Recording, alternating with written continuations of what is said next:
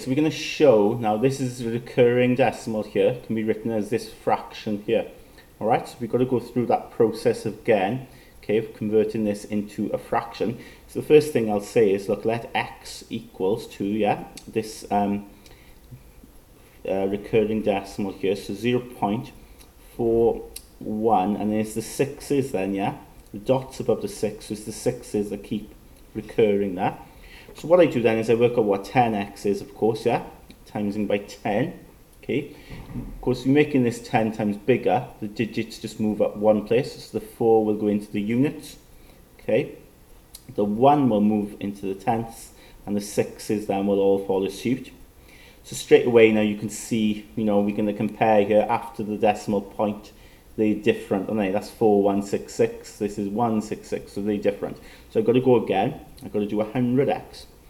Of course, times by 100x is the same as like times in the 10x by 10, isn't it? So I'll move this at one place. So I get 41, the 1 will move into the units, the 4 will move into the tens, 41 point, and the 6's then will move up.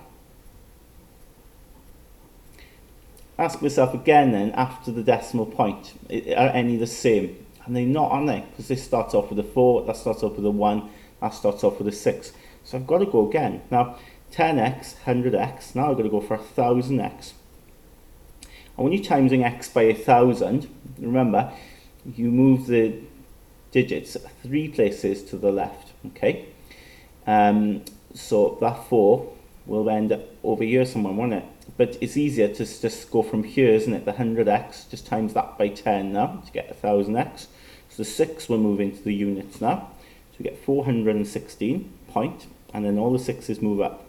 And I hope you can see then, the last two, after the decimal point, they're all the same, aren't they? So it's these two here that I'm going to compare and take away.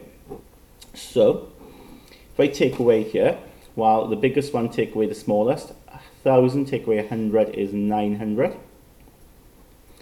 Okay. And then 416 take away 41. Okay, so work that out, it comes to 375. And then after the decimal points then, hope you can see then that they just cancel each other out, because 6 take away 6 is 0, 6 take away 6 is 0. You can write it down if you wanted to, you could even do that, 6 take away 6 is 0, 6 take away 6 is 0, and so on. Okay, so we get that, and that is a whole number, isn't it? So we write that then as 900x equals 375. So then to get our fraction, because we're timesing here, take the 900 over, and actually work out what x is then. Okay, remember now x is just this, isn't it? X is my recurring decimal of 0.416 recurring. So I've written it now as a fraction, but I've got to get it simplified like this. Okay, so to simplify this, now clearly we can't halve because it's a 5 there. You might see 5 goes into them, okay, which it does. So you could divide top and bottom by 5, but also as well 25. If you think about it, 25 will go into these here. So you can work out how many times 25 goes into it easily. Because if you think about it, in 100, there's 4 25s, isn't there? Okay, so then however many 100, we can just multiply it by 4. So here you've got 900, so we've got 9 lots of 100, and remember in 100 there's 4 25s, so it's just 9 lots of 4, so we'd have 36 25s in there. You could do a similar process here, okay, and you end up with 15, okay, 15 lots of 25, and then simplify it again then, well, 15 and 36, 3 goes into both of them there, 3 goes into 15 5 times, 3 goes into 36 12 times, so you get your simplified fraction there.